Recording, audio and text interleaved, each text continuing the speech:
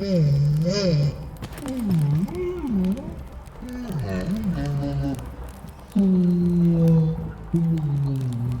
stomp of his father's boots on the stair was how every morning began for Arlo. The booming shout to ready himself was louder still. But such was Lord Avor's zeal at a new day. Dawn was breaking over winter's edge, and Arlo was yet to miss one.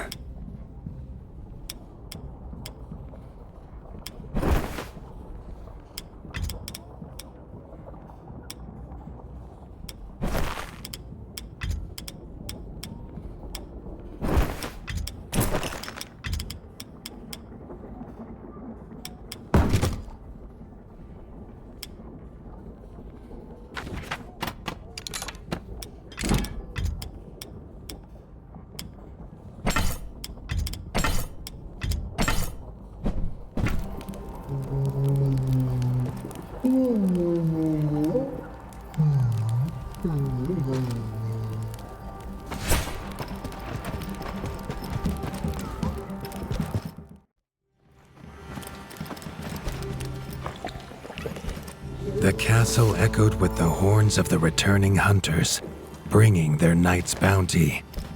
Arlo's little heart quickened to hear it. The only thrill to be found inside the high walls was a hunter's tales of what lay beyond them. Arlo tells himself it's a good life here in Winter's Edge. The bustling of contented ratfolk, the crisp mountain air, and without the endless scourge of frogs the southerners suffer. Why should he want for more?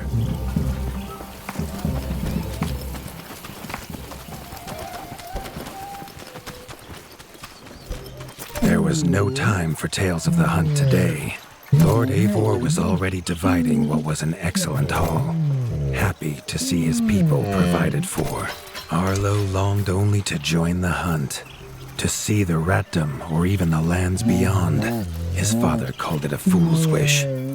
Arlo's destiny was unshakable, much like the keep that would become his by birthright.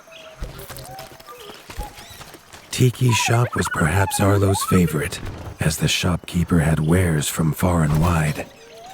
But getting him to part with his curiosities was never easy. Arlo has no memory of his mother, but Hilda's food was a true taste of maternal kindness. With the right ingredients, she would make meals nourishing to body and soul.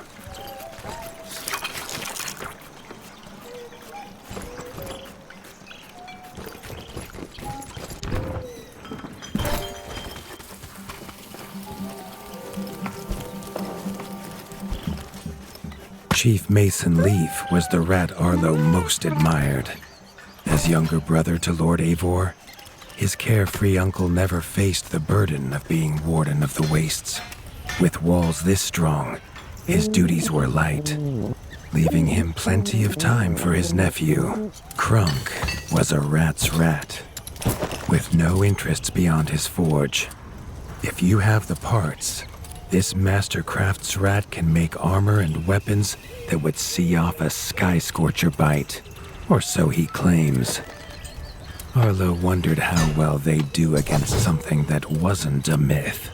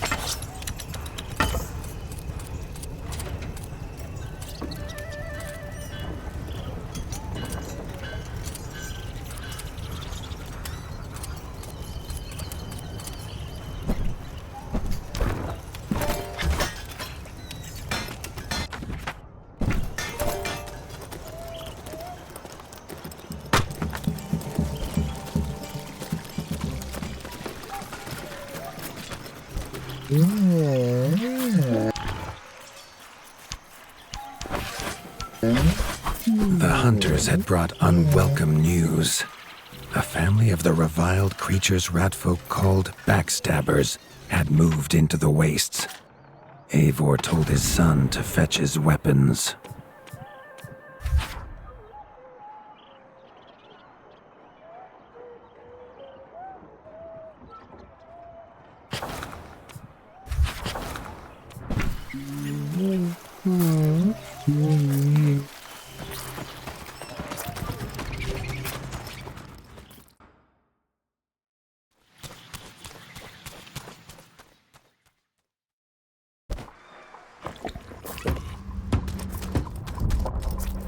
His father had no explanation for suddenly taking Arlo on a hunt. It even gave the hunters pause.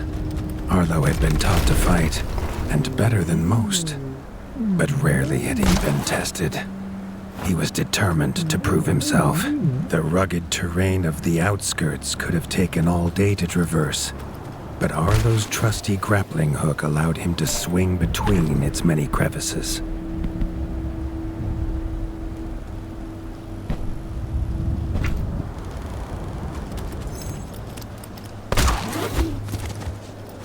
Arlo liked the feel of a sharp axe cutting through the vines. The wilds were part of his home, and nothing in them would frighten him.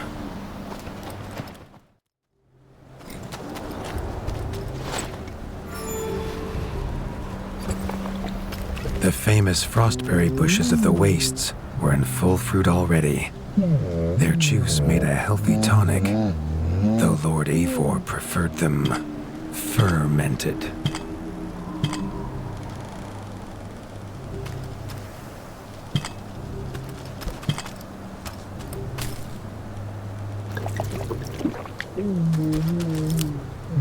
His father was a sturdy rat, built for strength, not speed.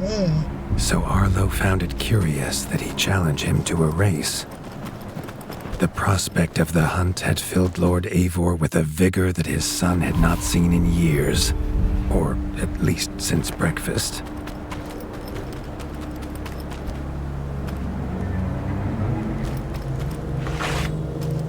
A warden fights the hardest battles, he told Arlo, and needs the sharpest blade. With that, Eivor gifted Arlo his own sharpening whetstone.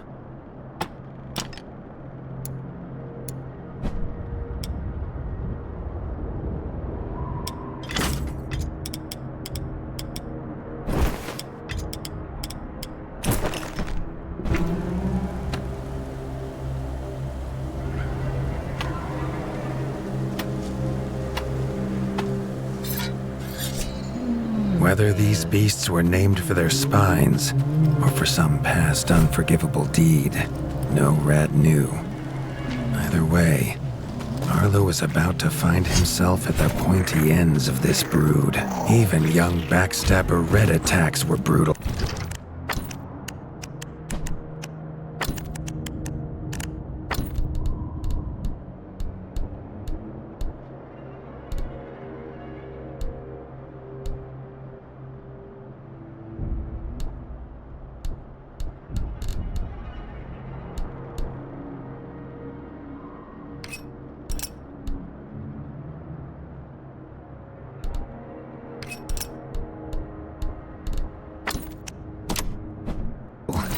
But a well-timed dodge would see Arlo escape unscathed.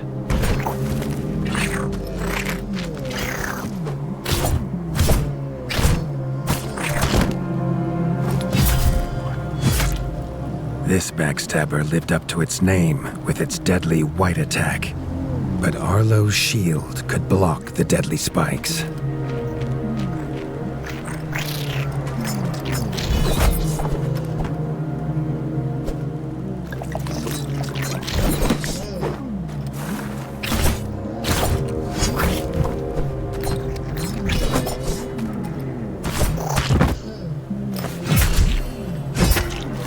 This young one used vicious yellow attacks.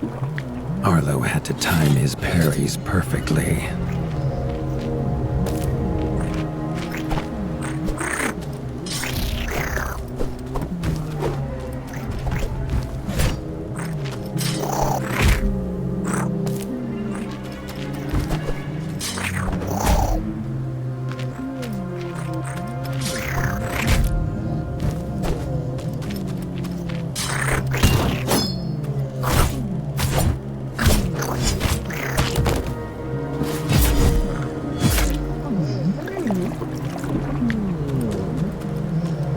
This mother had left her young to fight alone, but the same could not be said of Lord Eivor as he leapt to his son's side.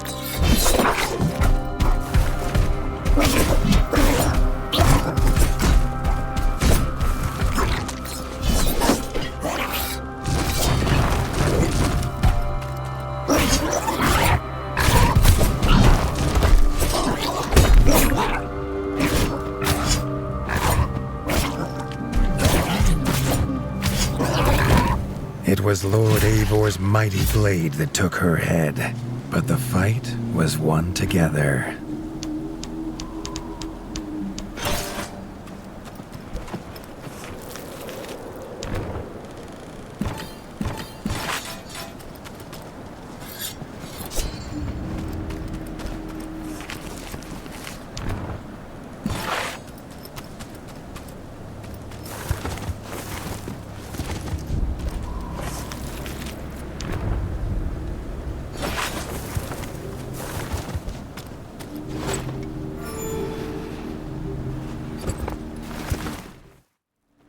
Arlo basked in his father's pride, almost as warm as at the fire inside Winter's Edge.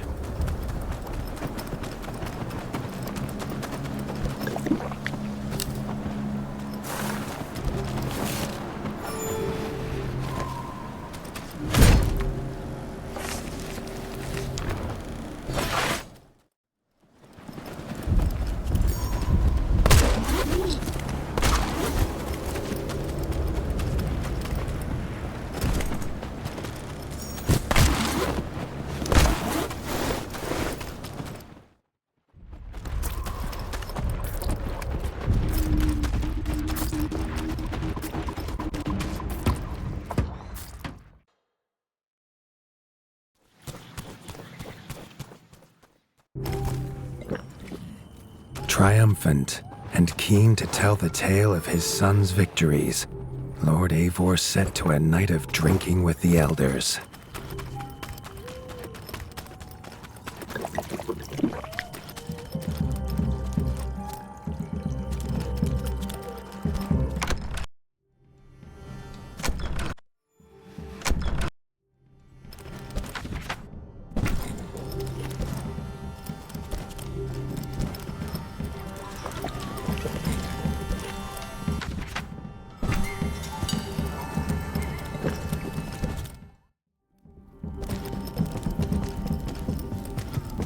Arlo was reluctant to return to his bed, wondering how long he must wait to hunt again.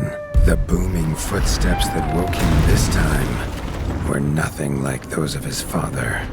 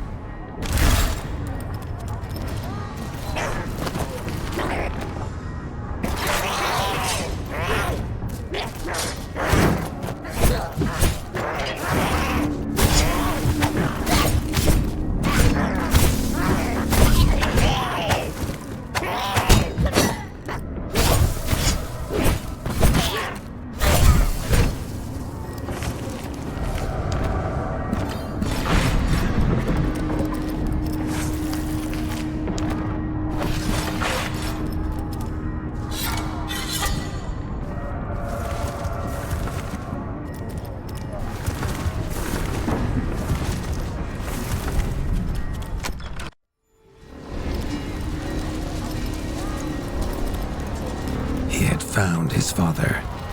The warden stood alone, holding back a whole Darkwing army, their cruel Count Kazak leading them. His father charged, but the Darkwing Count was as fast as he was strong. The Winter's crown tumbled to Arlo's feet, now without a head to rest on. There was no time to grieve his father, as from above the Count revealed his greatest weapon, a sky scorcher. Not a fairy's tale, but an undead beast whose very breath could level kingdoms. And its eye was trained on Arlo. All that came next was a fog of bloodlust, snapping jaws, and the beating of leathery wings. But there could be no victory. Arlo awoke, groggy and warm to his father's shouts. Only he wasn't in bed. The warmth was from the fire that had engulfed Winter's Edge, and the shouts were his uncle's. The only other survivor of the Darkwing attack, Leaf was bruised and his hind paws barely steady. He'd seen villagers flee to the outskirts. Arlo knew it was up to him to make them safe.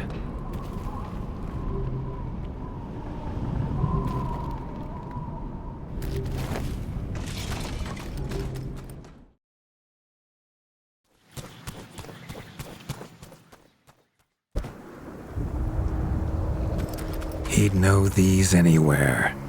Krunk's smithy hammer and Hilda's chef's knife. Arlo wondered why they would leave them here.